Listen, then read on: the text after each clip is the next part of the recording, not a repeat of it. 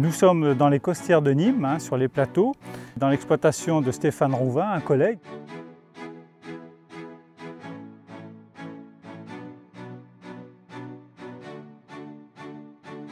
Le but, c'était de mettre en place des couverts. Alors, la mise en place de couverts, c'est quoi en fait? Et comme vous le voyez derrière moi et sur les côtés, c'est d'installer des espèces qui vont nous aider pour tout un tas de situations.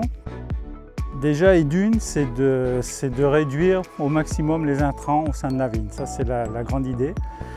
C'est de mettre en place un couvert qui va être entre autres utile au niveau du recouvrement. On est sur des mélanges ici uniquement faits de trèfle annuel.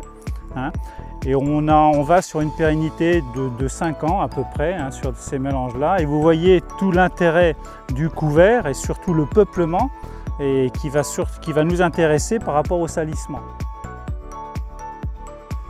La force de ces mélanges, c'est d'avoir travaillé entre autres avec des variétés. On ne parle plus d'espèces.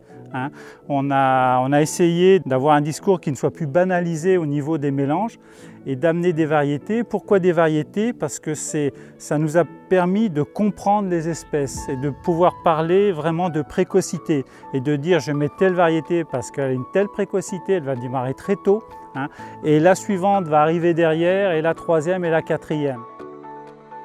L'autre idée aussi, et ça c'est important, c'est d'arriver à travailler à avoir une structure de sol.